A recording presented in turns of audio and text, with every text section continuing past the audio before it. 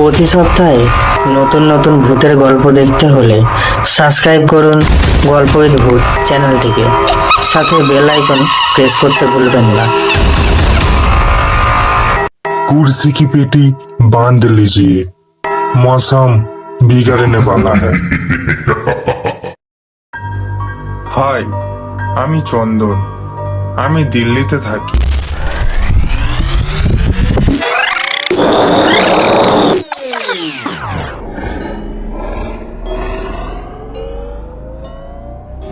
चलने के बाद सब ठीक हो जाएगा। पैनिक क्यों कर रहे हो?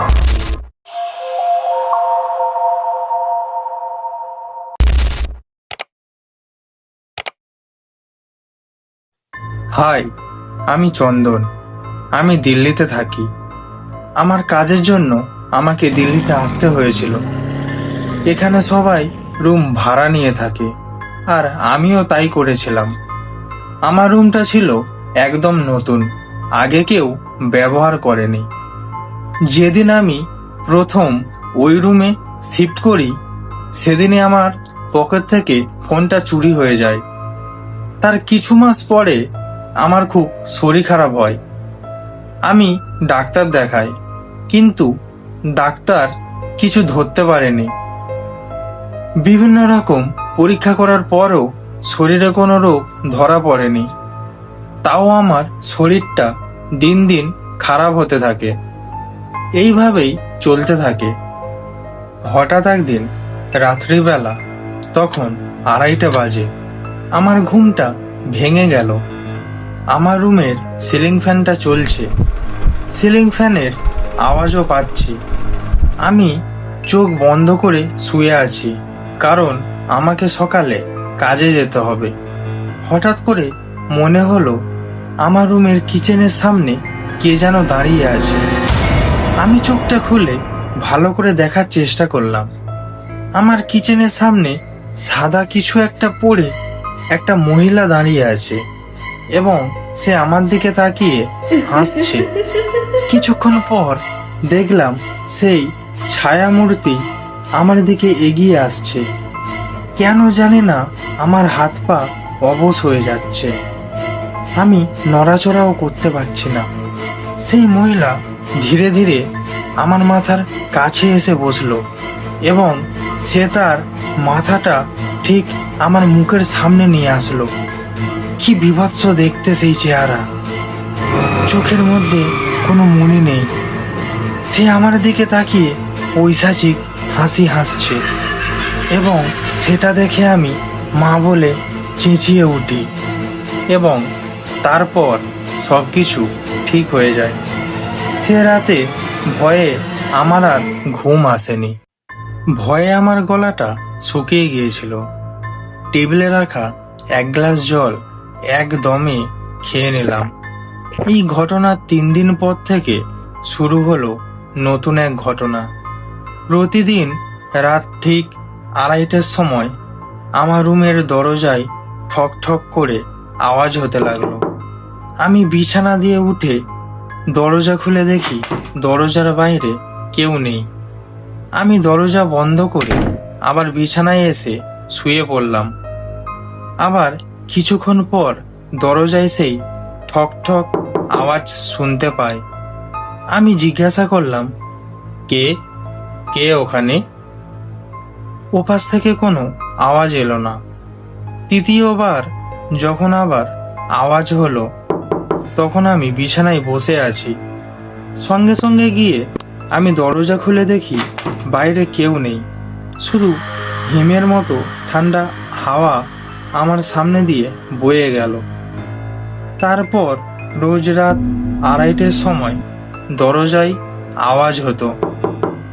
আমার সাথে এই সব ঘটনা ঘটার পর থেকে আমি কারোর সাথে ঠিক করে কথা বলতে পারতাম না। একটুতেই আমি রেগে যেতাম। আমার কাজ ছুটির পরে আমি সোজা বাড়ি চলে আসতাম। আমি এই রুমটা অনেকবার ছেড়ে দিতে চেয়েছি, কিন্তু এক অদ্ভুত শক্তি আমাকে এই রুম দিয়ে বেরোতে দিত না। আমি রাতে ঠিক করে ঘুমাতে পারতাম না। দিন দিন আমার শরীর আরো খারাপ হতে লাগলো। আমি থাকতে না পেরে একটা পুরোহিত ডেকে পূজা করালাম, তাতে কোনো লাভ হলো না।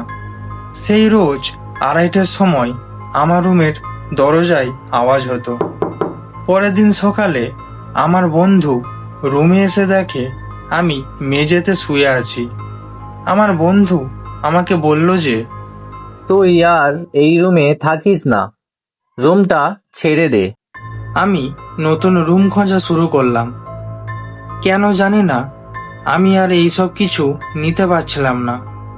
হঠাৎ একদিন এক ভাইয়ের সাথে দেখা হলো। সে আমার রুমের সামনের রুমে থাকতো অনেকদিন আগে।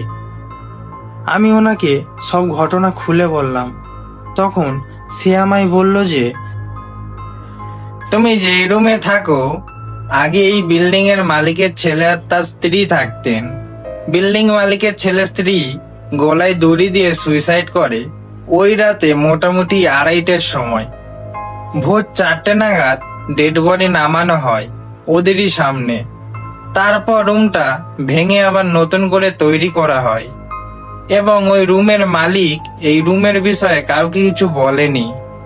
আমি ওই বিল্ডিং এ আগে থাকতাম, তাই আমি সবটা জানি। ভাইয়ের কথাটা শুনে আমার সবটা বুঝতে বাকি রইল না। সেদিন আমি রুমে গিয়ে দেখি আমার রুমের সব জিনিসপত্র ছড়িয়ে ছিটিয়ে পড়ে আছে। পরের দিন আমি আমার রুমের বিছানায় শুয়ে আছি।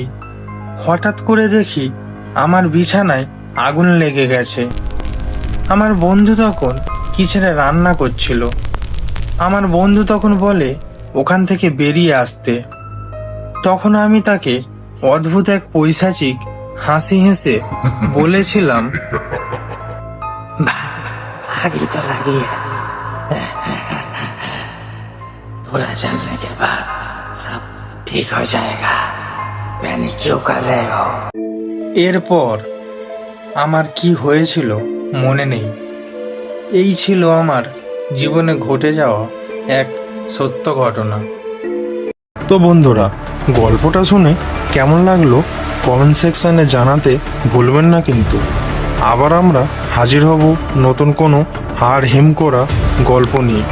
ততক্ষণ ভালো থাকুন, সুস্থ থাকুন আর দেখতে থাকুন গল্প উইথ ভূত চ্যানেলটিকে।